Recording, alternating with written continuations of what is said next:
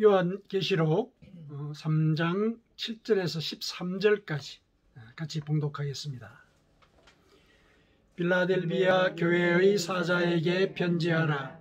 거룩하고 진실하사 다윗의 열쇠를 가지신 이 곧 열면 닫을 사람이 없고 닫으면 열 사람이 없는 그가 이르시되 볼지어다 내가 내 앞에 열린 문을 두었으되 능히 닫을 사람이 없으리라. 내가 내 행위를 아노니 네가 작은 능력을 가지고서도 내 말을 지키며 내 이름을 배반하지 아니하였도다. 보라, 사탄의 회당 곧 자칭 유대인이라 하나 그렇지 아니하고 거짓말하는 자들 중에서 몇을 내게 주어 그들로 와서 내 발 앞에 절하게 하고 내가 너를 사랑하는 줄을 알게 하리라. 네가 나의 인내의 말씀을 지켰은즉 내가 또한 너를 지켜 시험의 때를 면하게 하리니 이는 장차 온 세상에 임하여 땅에 거하는 자들을 시험할 때라. 내가 속히 오리니 네가 가진 것을 굳게 잡아 아무도 내 면류관을 빼앗지 못하게 하라. 이기는 자는 내 하나님 성전의 기둥이 되게 하리니 그가 결코 다시 나가지 아니하리라. 내가 하나님의 이름과 하나님의 성 곧 하늘에서 내 하나님께로부터 내려오는 새 예루살렘의 이름과 나의 새 이름을 그의 위에 기록하리라. 귀 있는 자는 성령이 교회들에게 하시는 말씀을 들을지어다. 아멘. 우리가 이제 지난주에 또 이어서 요한계시록에 나온 그 7 교회에 보내신 예수님의 편지, 이 말씀을 우리가 같이 묵상을 하고 있는데요. 오늘은 빌라델비아 교회에 보낸 그 편지의 말씀을 같이 묵상을 하면서 이 교회에는 무슨 말씀을 하시고 또 그 말씀을 오늘날 우리에게 어떤 뜻으로 알려주시는지 같이 묵상해 보도록 하겠습니다. 우리가 세상을 살아볼 때 세상 사람들의 삶의 과정에서 이 한 가지 일종의 원리 혹은 원칙을 우리가 발견을 하는데요. 다들 커지고 강해지려고 하죠. 사실 우리가 살아가는 데 있어서 미래를 알 수 없기 때문에 생존의 불안을 덜 느끼지 않습니까? 이제 그러다 보니까 강하고 또 커지는 것, 이것이 선하다, 이런 인식을 세상 사람들은 갖고 있고 또 뭐 우리도 그런 부분들에 대해서는 또 부정을 하지 못하지요. 아무래도 이 미래에 대한 불안, 그 불안은 결국 생존의 불안과도 관계 있는 것이죠. 그래서 사람들은 기회가 있으면, 그러니까 강해질 기회가 있으면 그 기회를 놓치지 않으려고 하죠. 커지려고 하는 그런 기회가 있으면 어쨌든 그 기회를 통해서 자신의 존재를 키우려고 합니다. 그런데 오늘 본문뿐만 아니라 성경 말씀은 우리들에게 작은 자가 되라, 그렇게 가르칩니다. 하나님 앞에서, 그리고 이웃 앞에서 작은 자가 되라, 이렇게 가르치죠. 세상의 삶의 원리와는 반대되는 그런 가르침이죠. 그리고 이 세상에서 우리가 또한 살아가고 있기 때문에 우리 자신도 심정적으로 혹은 본성적으로 선뜻 그 가르침을 받기가 조금 어렵습니다. 사실이죠. 그런 부분들을 우리가 인정을 할 수밖에 없는데, 그러나 하나님께서는 오늘 본문에서 작은 능력, 이런 말씀을 하세요. 작은 능력. 그러면서 다른 성경의 말씀에서도 늘 이러시죠. 작은 자, 네가 작은 자다. 그리고 너 옆에 있는 작은 자, 그가 바로 너다. 그러니까 통틀어서 작은 자가 되도록 해야 된다, 이런 말씀을 늘 하시죠. 그래서 오늘 본문에 그런 말씀의 어떤 핵심이라고 할 수 있는 내용이 들어 있습니다. 무엇을 우리에게 일러주고자 그렇게 작은 자가 되라고 얘기를 하시는지 그 말씀을 같이 묵상을 해보도록 하겠습니다. 오늘 편지는 빌라델비아 교회에 보낸 편지입니다. 빌라델비아는 소아시아에 우리가 지난주에 사대교회에 대해서 배웠죠. 사대교회. 살았다는 이름을 가졌으나 죽었도다. 이런 책망을 들은 교회죠. 그 사대교회가 있던 그 지역으로부터 이제 남동쪽으로 약 한 45km 떨어진 곳에 있습니다. 거기에 이제 위치해 있는데 여기는 포도산지로 유명합니다. 포도주도 많이 나겠죠. 포도주가 많이 나니까 당연히 그 지역에 형성되어 있는 그 길드에서 섬기는 신이 누구겠습니까? 많이 알려져 있는 그 신이 디오니소스죠. 디오니소스를 그 포도주 길드에서 많이 섬겼습니다. 이 도시의 이름을 빌라델비아라 이렇게 지었는데 빌라델비아는 그 뜻이 형제라는 뜻이죠. 필로스라는 말이 이제 사랑이라는 뜻이거든요. 델푸스가 이제 형제라는 얘기예요. 형제를 사랑하다 이런 뜻이에요. 이렇게 도시의 이름을 형제다 이렇게 이름을 붙인 연유가 있습니다. 기원전 2세기경에 그 지역을 버가모라고 하는 왕국이 지배를 하고 있었는데 버가모 교회도 있었죠.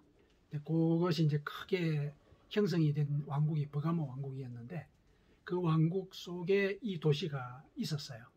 이 도시가 있었는데 이제 그 지역을 다스리던 그 버가모 왕 중에 아틀러스 2세라는 사람이 있었어요. 이 사람은 형이 왕이었었어요. 되게 이제 어떤 사람이 왕이면 아들이 그 다음에 왕을 잇는데 형이 이제 왕이었고 그 형을 이어서 왕이 된 사람이거든요. 그런데 형을 아주 극진히 따랐어요.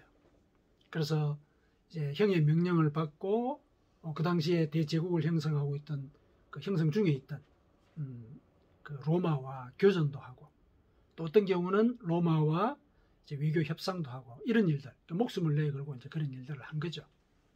이제 그런 일을 하는 과정에 이제 로마가 이 아틀러스 2세에게 사주를 해요.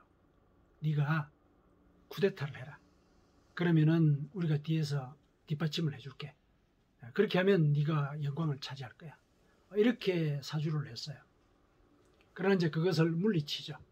물리치고 이제 형의 뜻과 그 버가모 왕국을 위해서 이제 헌신을 하고 전쟁을 치르러 나갑니다. 자주 나가죠.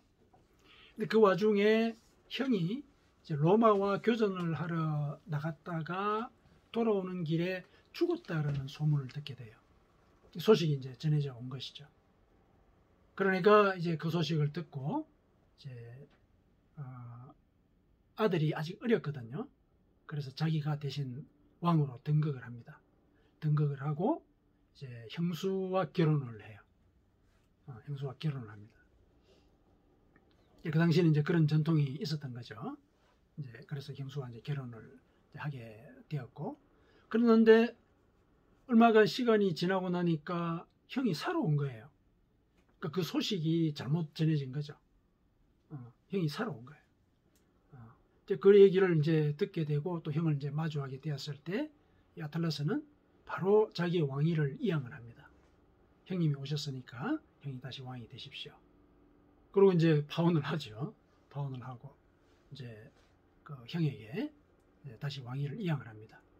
그리고 이제 또 왕국을 다스리고 또 전쟁을 치르고 이런 과정을 지내다가 이제 결국 형이 죽습니다. 죽게 되니까 이제 왕위를 이제 물려줘야 되는데 조카가 어리단 말이죠. 그래서 섭정을 하게 됩니다. 그러니까 삼촌이 이제 섭정을 하는 거죠. 그 섭정을 하는 과정에 다시 그 형수와 결혼을 해요.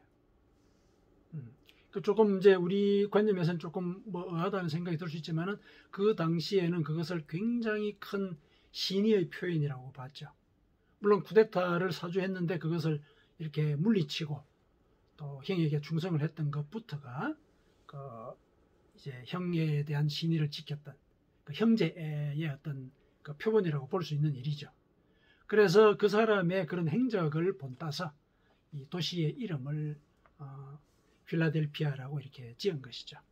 그래서 그런 전통들이 있습니다. 그런데 이제 이 나라가 결국 나중에 로마의 정복을 당하게 되죠. 정복을 당하고 난 뒤에는 다른 여러 이 국가들과 마찬가지로 로마의 지배를 받을 때 황제의 숭배를 하는 게 관행이 되죠. 황제 숭배를 하게 됩니다. 그런데 이제 그 지역에서는 기원전 17년에 큰 지진이 있어가지고 도시가 완전히 파괴되는 그런 참사가 한번 있었습니다.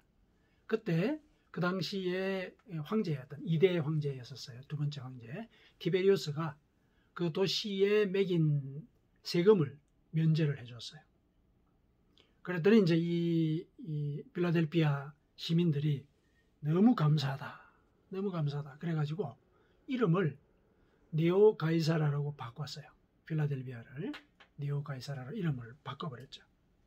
그리고 그 이후에 베스파시아누스 황제가 등극을 했을 때는 이름을 또 바꿔요. 필라델피아 플라비아 이거는 이제 베스파시안 그 황제의 집안의 이름입니다. 이름을 또 이렇게 바꾸죠. 그렇게 해서 결국 황제에게 예를 갖추는 그런 나라로 그런 도시로 되어버렸죠. 그리고 이제 황제를 숭배를 하고 도시 이름도 황제를 칭송하는 그런 의미로 자꾸 바꿨기 때문에 그 도시에는 황제를 찬양하는 황제의 이름이 새겨진 기둥들이 이렇게 세워졌어요. 옛날에 이제 누구를 찬양하고 그럴 때 기둥을 세웠거든요. 기둥을 세워가지고 거기다가 이제 이름을 새겨 넣고 이런 관행들이 있었습니다. 그런 도시로 변하게 되었어요. 자, 그 도시에 이제 예수님께서 편지를 보냈죠. 자, 발신자에 대한 그 묘사를 보십시다. 거룩하고 진실하사 다윗의 열쇠를 가지신 이, 그렇죠? 곧 열면 닫을 사람이 없고 닫으면 열 사람이 없는 그분이 편지를 하셨다. 이렇게 묘사를 하고 있죠. 발신자들에 대한 이 묘사는 그 교회의 상황과 관계가 다 있다 그랬죠. 그게 발신자의 이 어떤 그 성향으로 이렇게 표시가 된다. 우리가 지금 계속 그 5개의 교회를 우리가 같이 살펴봤는데 다 그랬단 말이죠. 그럼 여기서 이 묘사되어 있는 이 묘사의 요소들, 이거는 그 교회와 혹은 그 지역 사회와 어떤 상관이 있는가? 제일 먼저 거룩하신 분이라 그랬죠. 그분의 거룩함은 그 당시 도시가 황제를 숭배하고 그 다음에 디오니소스 신을 숭배하고 또 그 지역에서 유행했던 풍요신들 여러 신들이 있지 않습니까? 뭐 알테미스 신도 있고 키벨레 신, 뭐 이런 신들이 있거든요. 그런 신들과는 구별되시는 분이시다. 거룩하다는 말이 구별된다는 뜻이잖아요. 그런 우상들과는 구별되는 분이시다. 이런 뜻으로 거룩하신 분이다라고 얘기를 한 겁니다. 그 다음에 진실하신 분이시다. 이런 얘기를 하죠. 우리가 진실하다. 요거는 이제 어원적으로 조금 살펴볼 필요가 있는데, 그리스 말로 진실하다는 거는 알레테이아. 이 말 들어보셨죠? 진실이라는 말, 알레테이아. 거기서 아하고 레테이아 이게 두 개 합쳐진 말이거든요. 아는 아니란 뜻이에요. 없다라는 뜻이에요. 레테이아는 가리다, 숨기다는 뜻이에요. 그러니까 가린 것이 없다는 뜻이죠. 진실이라는 것은 가린 것이 없다. 이런 원래 뜻을 갖고 있어요. 그런 의미로서 이 발신자의 성품을 표시를 한 것은 이제 그 당시에 그 지역 사회에 유대인들이 있었죠. 오늘 본문에도 유대인에 대한 언급이 나오죠. 유대인들이 와서 너희들에게 절할 것이다. 이런 얘기 나오잖아요. 유대인들의 회당도 있었어요. 유대인들은 자기의 종족만 구원을 받는다고 생각하고 있죠. 구원의 비밀을 자기들만 갖고 있는 거예요. 그 비밀을 자기만 가리고 있는데, 자기 종족들만. 그리고 그 당시에 유행했던 그 풍요 제의들, 우상을 숭배하는 이런 그런 풍습들, 거기에도 각기 나름의 어떤 구원의 원리들을 자기들만 알고 있는 거. 우리한테 들어오면 알려준다. 이런 식이었죠. 대개 이제 뭐 오늘날도 그렇지 않습니까? 이단들도 자기들만 구원의 원리를 갖고 있다 그러잖아요. 열어놓지 않거든요. 구원의 진리를 열어놓지 않아요. 누구든지 와라 이렇게 하지 않나요? 일단 오게 되면은 이것을 받아들이지 않는 사람은 배제를 해버리죠. 그러나 우리의 복음은 누구든지 와라잖아요. 누구든지. 이방인, 유대인 가리지 않잖아요. 누구든지 와라. 그런 차원에서 이 진실하신 분이시다. 그렇게 이제 얘기를 할 수가 있습니다. 그 다음에 다윗의 열쇠라는 말이 나오죠. 다윗의 열쇠를 가진 분이시다. 이거는 이사야서에 거의 같은 그 구절이 나옵니다. 이사야서 22장 22절에 내가 또 다윗의 집의 열쇠를 그의 어깨에 두리니 그가 열면 닫을 자가 없겠고 닫으면 열 자가 없으리라. 오늘 이사야 선지자를 통해서 유대 왕국에 어떤 경고를 내리시는 그 과정에 나온 말씀입니다. 그 당시 이 유다 왕국의 말기에 이제 사람들이 많이 부패를 하고 특히 이 지도자들 여기 언급된 이 사람은 국내 대신이에요. 국내 대신은 오늘날 비서실장과 같죠. 그래서 이 사람이 한번 결정을 한 거는 돌이킬 수가 없을 만큼 큰 정권을 가진 그런 존재이거든요. 열면 닫을 자가 없고 닫으면 열 자가 없다. 이거는 뭐냐면은 절대적인 권리를 갖고 있다는 거죠. 한번 결정한 것 누가 처리하지 못한다. 그런 권리를 가진 존재다. 이런 얘기거든요. 그런 권리를 대표하는 것으로 다윗의 열쇠라는 표현을 쓴 거예요. 그게 이사야 선지자의 말 속에 나오거든요. 그 다윗의 열쇠를 내가 지금 현재 국내 대신 말고 다른 대신에게 주겠다. 이런 예언 속에 나온 말씀이에요. 그래서 그 전에 국내 대신은 부패했다는 거죠. 패악했다. 그러나 내가 다시 선택해서 넘겨줄 그 다윗의 열쇠를 넘겨줄 그 대상은 또 다른 자, 나를 따르는 자, 나의 종이다. 이런 차원에서 들려주신 말씀이에요. 그래서 이 다윗의 열쇠라고 하는 것은 정권을 얘기해요. 정권. 한번 결정한 것, 그거는 결단코 누군가가 처리하지 못하는 그런 권리를 가진 자. 그렇죠. 요 이제 세 가지 속성을 가지신 분이십니다. 그래서 그분이 이제 너희들에게 편지를 한다. 그러면은 이 세 가지 속성, 요것과 이제 이 교회의 상황과 이 교회가 있었던 그 지역사회의 상황, 이런 것들은 이제 우리가 연관시켜서 얘기를 해볼 수가 있겠죠. 이 세 가지의 요소를 그 지역사회와 연관을 시킬 때는 그 지역사회와는 반대가 되죠. 그렇죠. 반대가 되죠. 우상을 섬기지 않습니까? 그렇죠. 거룩하지 못한 것이죠. 그리고 유대인들이 막 거기서 자기들만 구원을 얻는다. 우상을 섬기는 사람들도 자기들만 구원의 원리를, 풍요제의를 해야 너희들은 복을 받는다. 이런 게 일종의 그 복을 받는 원리를 제한하는 거잖아요. 그렇죠? 그런 상황들이 이제 이 속에서 벌어지고 있었던 걸 보면은 이 빌라델비아의 지역 사회와는 전혀 반대되는 속성을 가지신 분이에요. 그러면 이제 이 속성은 교회와는 어떤 관계가 있느냐? 그런데 그 속성은 교회와는 그대로 똑같이 맞아떨어져 가요. 교회와는. 교회에는 사람들이 거룩하고 진실했다는 거죠. 진실했어요. 그래서 하나님께서 그들의 거룩하고 진실한 삶을 보시고 그들 앞에 열린 문을 두셨어요. 이때 열린 문은 구원의 열린 문이겠죠. 구원의 열린 문. 그 구원의 열린 문을 내가 그들 앞에 두었다. 그러니까 그들에게 구원을 약속했다는 거예요. 그래서 그 구원의 약속은 다윗의 열쇠처럼 내가 열어뒀기 때문에 아무도 못 닫는다. 이들에 대한 구원은 확정이 된 것이다. 이런 이제 평가를 받는 그런 교회죠. 그런 교회에다가 이제 예수님께서 얘기를 하신 것입니다. 그래서 이들을 사실상 칭찬을 하신 것이죠. 칭찬을 하신 겁니다. 거룩하고 진실하게 살았다. 그런데 거룩하고 진실하게 살았다라고 얘기하는 근거가 뭐냐? 근거가 뭡니까? 내가 내 행위를 아노니 내가 작은 능력을 가지고서도 내 말을 지키며 내 이름을 배반하지 아니하였다. 그렇게 얘기하고 있죠. 작은 능력을 가지고서 내 말을 지키며 내 이름을 배반하지 아니하였다. 이 구절의 이 표면적인 의미를 따지다 보면은 이 사람들이 작은 능력을 가졌다. 이게 무슨 의미일까? 무슨 의미일까? 아무래도 이 사람들은 거룩하고 진실하게 살았기 때문에 그 지역 사회의 길드에 가입하지 않았을 가능성이 있습니다. 그렇죠? 우상 숭배를 하지 않았다는 얘기예요. 길드에 일단 가입하면 우상 숭배를 해야 되거든요. 그럼 길드에 가입하지 않으면 생활이 어떻습니까? 어려워지죠. 비폐해지죠. 힘든단 말이죠. 살아가는 게. 어려운 삶을 이렇게 이제 살아가는 그런 상황이었다는 것이죠.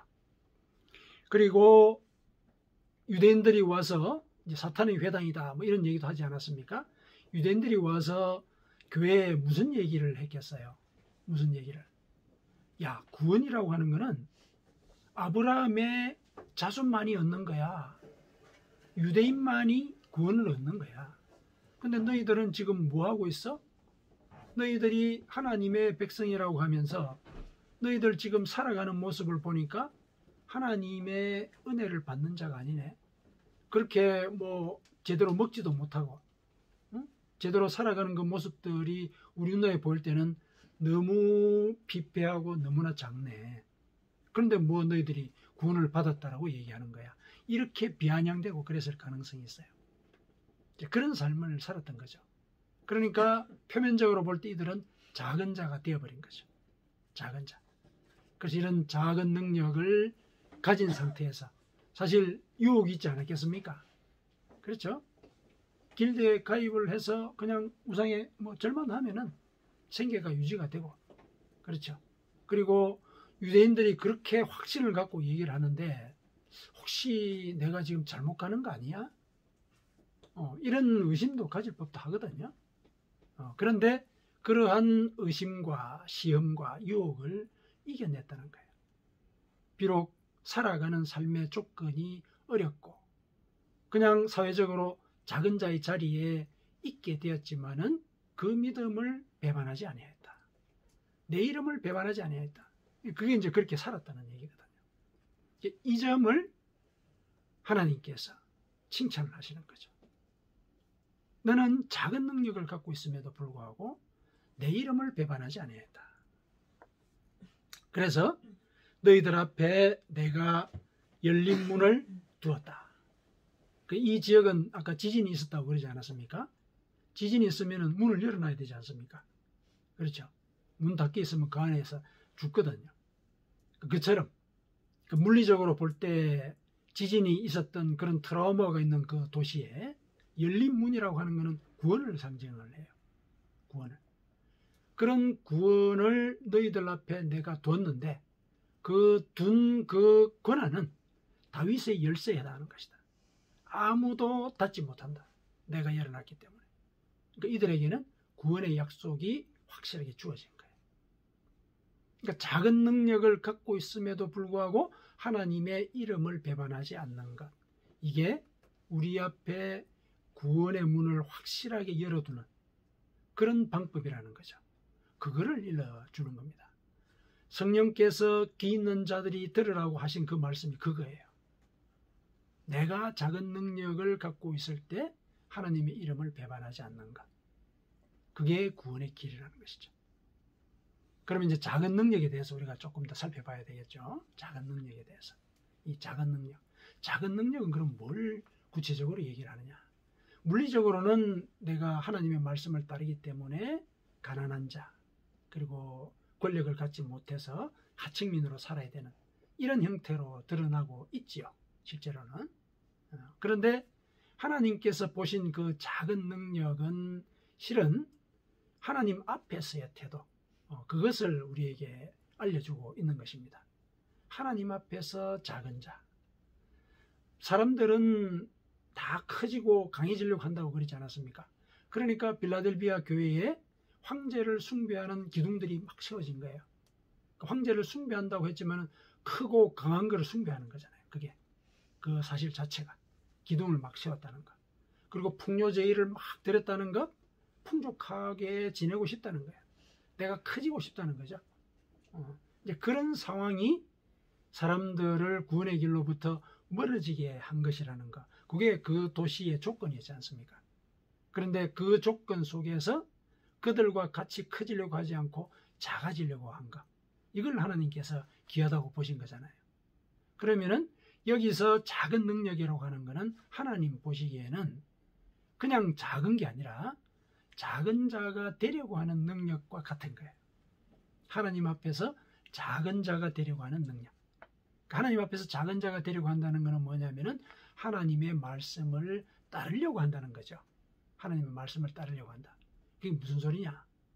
내가 큰 자고 내가 강한 자면은 내 판단대로 할 거 아니에요.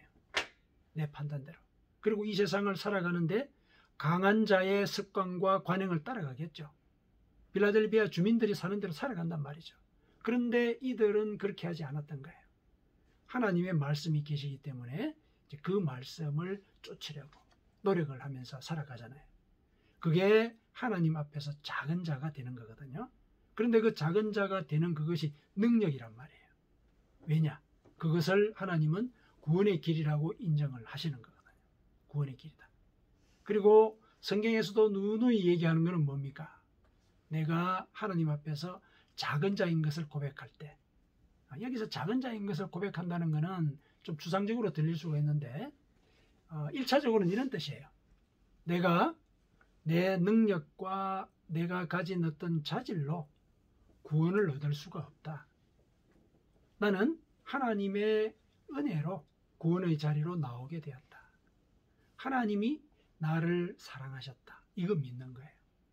그게 바로 내가 하나님 앞에서 작은 자가 되는 첫걸음이에요. 하나님 앞에서 작은 자라는 건 그런 뜻이에요. 내가 나 스스로를 구원할 수 있다. 이게 아니라 나를 하나님이 구원하셨다.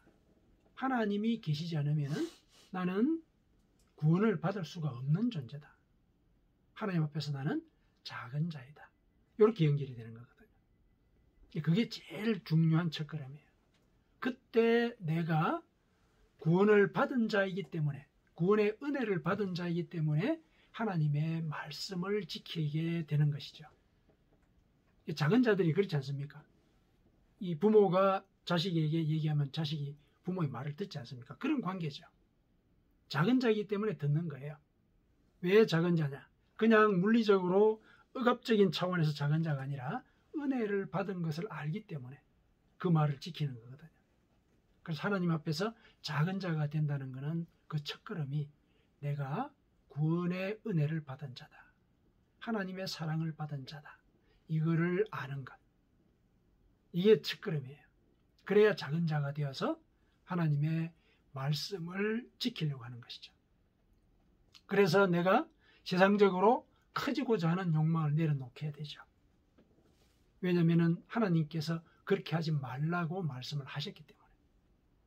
산상수훈에서 일러주신 그 모든 말씀들이 사실은 네가 너 스스로를 작은 자로 만들어야 한다. 이걸 일러주시는 거거든요. 이걸 일러주시는 거예요. 산상수훈에서 예수님께서 여러 가지 말씀을 하셨죠. 사실은 예를 들어서 내가 억울한 일을 당했어요. 그 억울한 일 당연히 원한을 품고 갚고 싶겠죠. 내 속이 시원하도록 응징을 하고 싶을 거예요. 그런데 하나님은 그게 네가 큰 자가 되는 것이다. 그건 네가 큰 자가 돼. 네가 다른 사람의 삶까지도 통제하려고 하는 신이 되고자 하는 그런 행위다. 그래서 용서하라. 내 속이 후련할 것 같은데 그걸 순간적으로 내가 내려놔야 된다는 거 얼마나 힘들겠습니까? 내가 큰 자가 되고 싶은데 작은 자의 자리로 내려가야 한다는 거 얼마나 고통스럽겠어요. 그런데 그것을 요구를 하시죠. 작은 자가 돼야 된다. 왜냐? 그게 구원의 길이기 때문에 그렇다. 구원의 길이기 때문에. 그게 산상수훈에서 일러주고 있는 그 예수님의 말씀의 핵심이잖아요. 하나님의 말씀 앞에서 너의 욕망을 내려놔라. 그렇죠. 근데 우리가 사실 힘들지만은 그런 일들을 하고 났을 때 사실 어떤 면에서 보면은 내 자신이 좀 자랑스럽지 않습니까? 내가 그냥 입으로 한마디 쏴주면은 속 시원했는데 내가 그때 그걸 참았어. 그때는 참 속이 답답했는데 몸을 돌려놓고 생각해 보니까 내가 참 대견한 거예요. 사람이 그렇거든요. 탁 터뜨려 버리면 시원할 것 같은데 그걸 참았어요. 근데 참고 나서 나 자신을 돌아보니 내가 참 대견해 보이는 거예요. 스스로. 자랑스러워 보이는 거죠. 그런 경험들 아마 다 해보셨을 겁니다. 그 말뿐만 아니라 또 누군가에게 또 내가 예를 들어서 가져야 되는 그런 기회들 양보를 했단 말이죠. 그 순간에는 너무 내가 어리석은 결정을 했다 하고 가슴을 칠 수는 있었겠지만은 돌이켜서 곰곰이 생각을 해보니 내가 어떻게 그런 생각을 했을까. 참 대견하다 스스로. 이런 경험들 이제 뭐 이제껏 살아오시면서 그런 경험들 다 해보셨을 거라 생각합니다. 그런 것이죠. 그래서 그 순간에 내가 나 자신을 내려놓은 거, 그거는 하나님이 원하시는 일이거든요. 그래서 그 일을 했을 때 내가 사실은 영적으로 커지는 거예요. 역설적이죠. 내가 나 자신을 작은 자의 자리에 두었을 때 나의 영은 그만큼 커지는 거예요. 하나님이 그 과정을 살아가기를 원하셨고 빌라델비아 교인들은 그렇게 사실 살았던 것이죠. 빌라델비아 교인들은. 그거를 성령은 오늘 우리에게 일러주고 계시는 것입니다. 여기 이제 유대인들에 대한 얘기가 나오잖아요. 사단의 회당이 있다. 그들은 자칭 유대인이라 그러는데 사실은 거짓말하는 사람들이다. 이런 얘기를 했죠. 유대인들이 와서 이들에게 회방한 내용이 그거죠. 아브라함의 자손만 구원을 받는다. 너희들 그렇게 살아봐도 소용없다. 이런 얘기를 한 거죠. 그럼 빌라델비아 교회에 다니는 교인들은 주로 누구였겠습니까? 주로. 물론 유대인들도 있었겠지만은 특히 유대인들이 와서 거기서 거짓말을 했다라는 얘기는 그 빌라델비아 교인들이 대개 이방인들로 구성이 되어 있다는 얘기죠. 그 소아시아 지역에서 예수님의 복음을 받아들이고 믿게 된 사람들. 그러니까 유대인들이 와가지고 야 너희들 아무리 그렇게 믿어봐도 소용없어. 구원은 말이야 유대인들에게만 주는 거야. 아브라함의 자손이 되어야 돼. 할례를 받아봐.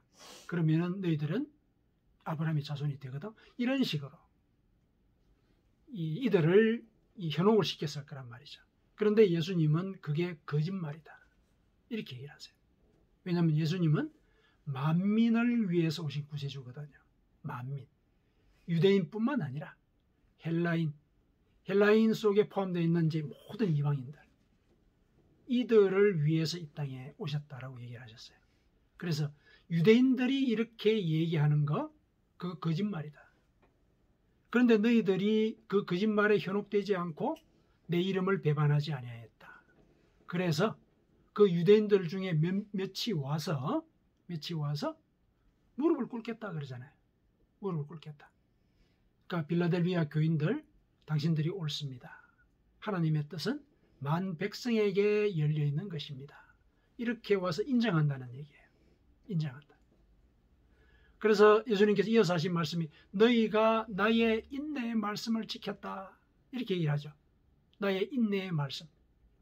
이거 나의 인내의 말씀이라는 말은 인내하기를 요구한다는 뜻이 아니에요. 내가 인내했다는 사실을 믿는다는 뜻이에요. 내가 인내했다는 사실을 알려주는 말씀. 그게 무슨 말입니까? 만인이 구원의 자리로 오도록 하나님이 무던히 인내하셨다. 무던히 인내하셨다. 그래서 그런 은혜를 기억하는 사람, 그런 은혜를 기억하는 사람, 그들이 바로 나의 인내의 말씀을 지킨 자들이다. 이렇게 얘기를 하고 있죠. 그래서 그 인내의 말씀을 지킨 자들에게 이제 하나님께서 여러 가지 복들을 얘기를 하고 계시거든요. 놀라운 거는 구원만 이렇게 추상적으로 약속을 하신 게 아니었어요. 오늘 본문은 빌라델비아 교인들에게 사실상 5가지의 복을 하나님께서 이들이 당신의 이름을 배반하지 않은 것에 대한 그 보상을 5가지로 일러주고 있어요. 첫 번째가 이제 유대인들이 와서 무릎을 꿇게 하는 거예요. 그러니까 구원의 확신을 갖게 하는 거죠.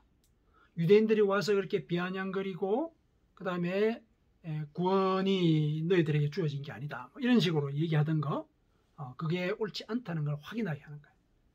믿음의 확신을 갖게 되는 거. 그 다음에 두 번째가 뭐냐면은 시험할 시련, 세상 사람들을 시험할 시련이 닥칠 때 구원해 주겠다 그랬죠. 구원해 주겠다. 그를 믿는 자는 심판을 받지 아니할 것이다. 이게 예수님의 약속이거든요. 믿는 자는 심판을 받지 아니할 것이다. 이 예수님의 약속이에요. 그게 두 번째 약속으로 주어진 것이죠. 그렇죠? 10절에 너를 지켜 시험의 때를 면하게 하리라, 그렇게 되죠. 그 다음에 세 번째 11절에 내가 속히 올 것이다. 너희들의 그 물리적인 고통 내가 그냥 두고 보지는 않을 것이다, 이런 얘기죠. 그것을 속히 풀어줄 것이다, 이렇게 얘기를 합니다. 그 다음에 네 번째가 내 하나님 성전의 기둥이 되게 할 것이다. 하나님의 성전의 기둥이 되게 할 것이다. 믿음을 굳건하게 세우게 할 것이다. 그래서 너는 다시는 나가지 아니할 것이다. 믿음을 배반하는 일을 하지 않도록 내가 지키겠다는 것이죠. 그렇죠? 이게 네 번째 보상입니다. 그 다음에 다섯 번째가 내가 하나님의 이름과 하나님의 성, 곧 하늘에서 내 하나님께로부터 내려오는 새 예루살렘의 이름과 나의 새 이름을 그 위에 기록하리라. 그러니까 빌라델비아 교인들에게는 새 시민권을 주겠다는 거예요. 새 예루살렘의 이름, 그리고 나의 새 이름을 주겠다. 이 당시에는 관행이 자기 물건에는 자기 이름을 꼭 써두는, 그래서 자기 이름이 쓰여 있으면 그게 자기 물건이 되는 그런 관행이 있었다고 그래요. 그 관행에 대한 얘기죠. 네 위에 내 이름을 써두겠다. 너는 내 것이다. 뭡니까? 구원을 내가 확증하는 거죠. 구원을 확증하는 것. 그래서 이런 5가지의 보상을 약속을 하세요. 이 보상을 받게 되는 계기가 뭐라고요? 내가 하나님 앞에서 작은 자가 되는 것. 작은 자가 되는 것. 작은 자가 되는 건 여러 가지로 설명을 할 수가 있겠죠. 하나님의 말씀을 지키는 것, 또 겸손한 것, 그렇죠? 크게는 이제 하나님의 말씀을 쫓아서 나의 욕망을 내려놓는 거예요. 유혹하는 그 강함과 커지고자 하는 그런 욕망, 그것을 내려놓는 것. 그래서 하나님의 말씀에 귀를 기울이고 그 말씀대로 살려고 하는 것. 그게 하나님 앞에서 작은 자가 되는 겁니다. 이렇게 작은 자가 되면 5가지의 이런 보상을 받게 되니까 작은 자가 되는 것은 그냥 사회적으로 피폐해지거나 영적으로 피폐해지는 걸 의미하는 게 아니에요. 오히려 그거는 구원의 능력이 되는 것이죠. 그래서 오늘 본문의 작은 능력은 역설적이지만은 사실은 작은 자가 되는 능력을 가리킵니다. 작은 자가 되는 능력. 내가 작은 자가 될 때 하나님이 내 속에 오시거든요. 하나님이 나를 대신해서 유혹을 이겨내도록 하세요. 사실은 내가 이 말해주고자 하고 쏴주고자 하고 원한을 갖고자 하는 그런 욕망을 내가 내려놓은 것 같은데 하나님이 내려놓게 하신 거예요. 내가 할 수 없는 일이잖아요. 사실은 그게 하나님이 하게 하신 거거든요. 그게 능력이 되는 거예요. 작은 자가 될 때만 누릴 수 있는 능력이에요. 바울 사도가 그런 경험들을 우리에게 일러주고 있죠. 나에게 이르시기를 내 은혜가 네게 족하도다. 바울 사도도 자기 질고가 있었죠. 뭔지는 모르는데 그래서 그걸 고쳐주십시오. 그러면 제가 더 강하게 당신의 말씀을 전하겠습니다. 이런 이제 기도를 했을 가능성이 있습니다. 그런데 그 기도를 듣고 하나님께서 뭐라고 얘기하셨느냐 하면은 내 능력이 너의 약한 데서 온전해진다. 그렇죠? 고린도서 12장 9절이에요. 그렇기 때문에 네가 약하다는 그 사실을 도리어 기뻐해라. 그래서 여러 약한 것들에 대해서 나는 이제 자랑합니다. 이게 바울 사도의 고백입니다. 왜냐? 내 약한 그곳에 그리스도의 능력이 나에게 임하기 때문에 그런 것입니다. 이렇게 이제 얘기를 한 것이죠. 그래서 우리가 구원을 받게 되는 그 핵심적인 그 길이 뭐냐? 하나님 앞에서 작은 자가 되는 것이다.